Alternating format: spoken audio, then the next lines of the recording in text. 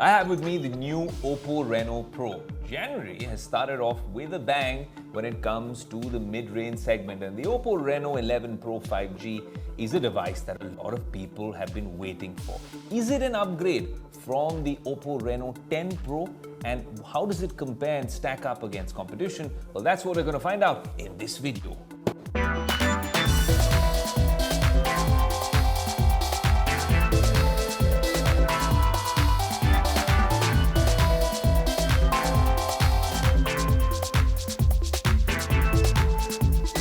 Now, the minute you take this mid-ranger out of the box, it looks different. And it's a lot like the Reno lineup, very clean, very subtle, minimalistic. But this time, this glass back and glass front has me a little confused because this, while there are a bunch of patterns, I'm not a fan. A lot of these smartphone companies have now started coming up with these patterns. But while you see these patterns, and we'll come to the camera, it looks quite premium for a mid-ranger.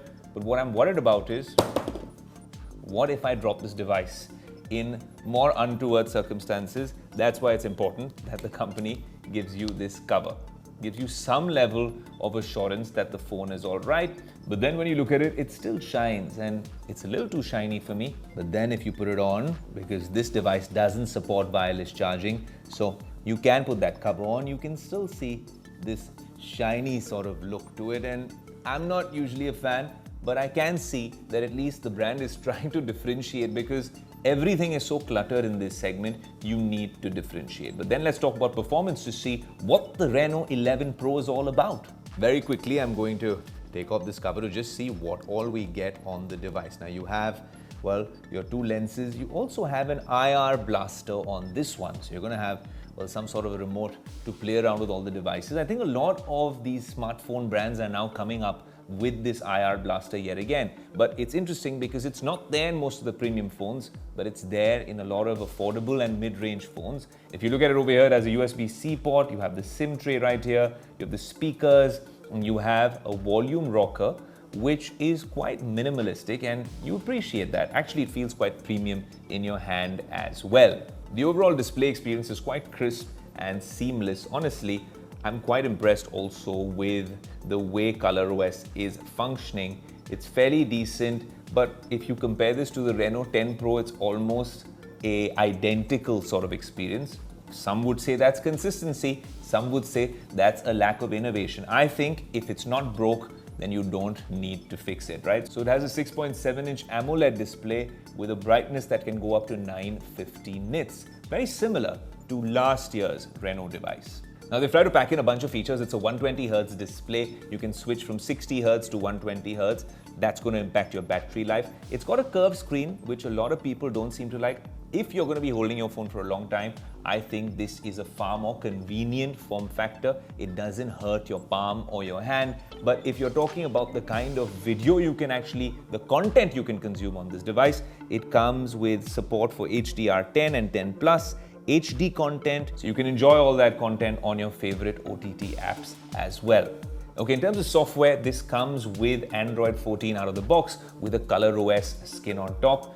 And honestly, while there is a little bit of bloatware when you get the device, the experience on OnePlus devices and OPPO devices is quite similar. And earlier we were worried about what that means for the other, but there are a bunch of very seamless hacks which have been integrated in both companies' devices. And if you uninstall some of this bloatware as soon as you get it, that's a one-time thing.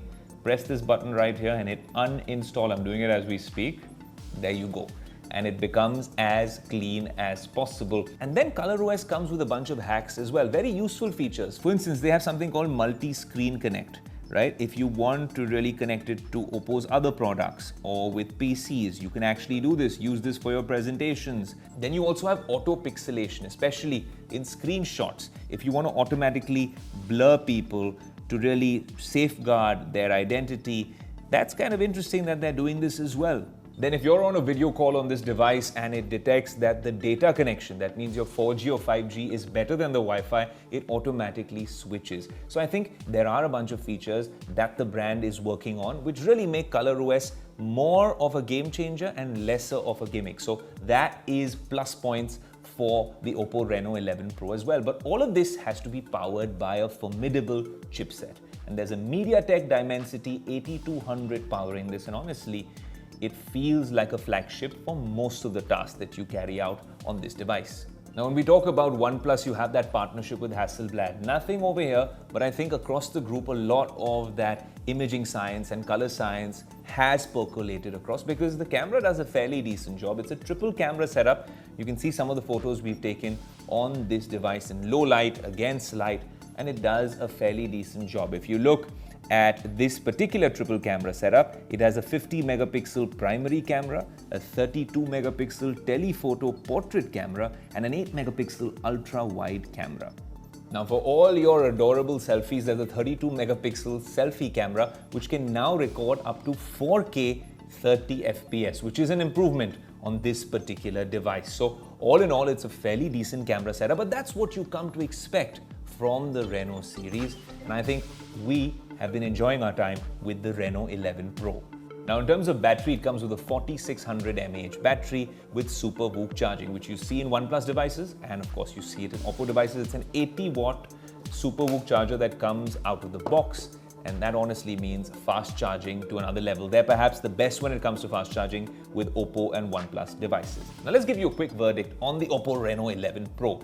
Is this a formidable upgrade from last year? Maybe not. It seems very similar. In fact, they're similarly priced as well. If you go to a mall or on a portal, you'll find that the price isn't very different. So then, should you be upgrading? Of course not. I don't think you should upgrade your phones 2 to 3 years, sometimes even 4 years, if it's a premium device. What I didn't necessarily like is its bold design. But like they say, well, one man's beauty could be another person's beast, or something like that. I made that up right now.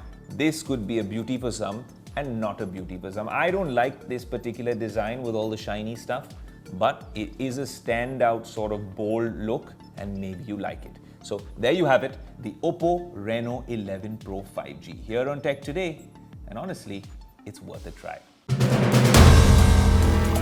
If you like the video, do like, comment, share and subscribe.